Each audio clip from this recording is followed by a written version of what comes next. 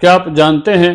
کہ جب اللہ تعالیٰ کسی بندے سے ناراض ہوتے ہیں تو اس بندے کی تباہی کا عمل کب اور کیسے شروع ہوتا ہے؟ نہ آگ کا عذاب، نہ زلزلہ، نہ آسمانی بجلی، بلکہ تباہی کا عمل شروع ہوتا ہے ایک ایسے خاموش اشارے سے جسے اکثر لوگ محسوس بھی نہیں کرتے۔ یہ حدیث سننے کے بعد شاید آپ کے دل پر چوٹ لگے اور آپ کو کچھ محسوس ہو کہ اشارہ تو مل رہا تھا،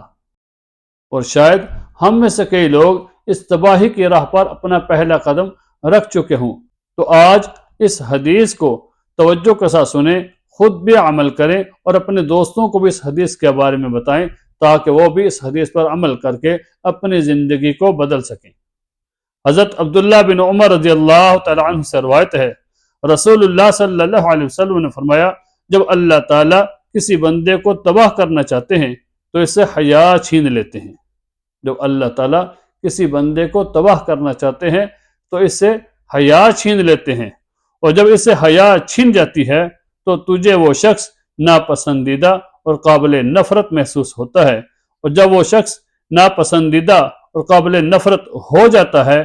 تو اس سے دیانتداری بھی چھین لی جاتی ہے، اور جب اس سے دیانتداری چھین جاتی ہے تو اسے خائن اور خیانت میں مشہور دیکھتا ہے، اور جب وہ شخص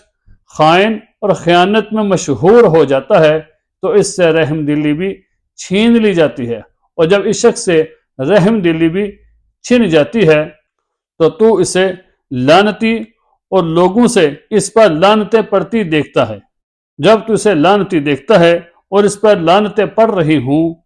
تو اس وقت اسلام کا قلادہ اس کی گردن سے اتر جاتا ہے۔ ابن ماجہ کی حدیث ہے۔ اس حدیث کو سن کر شاید آپ کے دل پر چوٹ لگے اور آپ کو محسوس ہو خدا را ابھی ہی توبہ کریں، اور اب آج سے ہی اپنی آنکھوں کی حفاظت کریں، اپنی نظروں کی حفاظت کریں اور اپنی آنکھوں کے اندر حیا پیدا کریں، کیونکہ جب انسان بے حیا ہو جاتا ہے تو یہ پہلا قدم ہے کہ انسان کی تباہی کا عمل شروع ہو چکا ہے۔ اللہ تعالیٰ سے دعا ہے کہ اللہ تعالیٰ ہماری حفاظت فرمائے اور ہمیں بے حیائی والے کاموں سے بچنے کی توفیق عطا فرمائے۔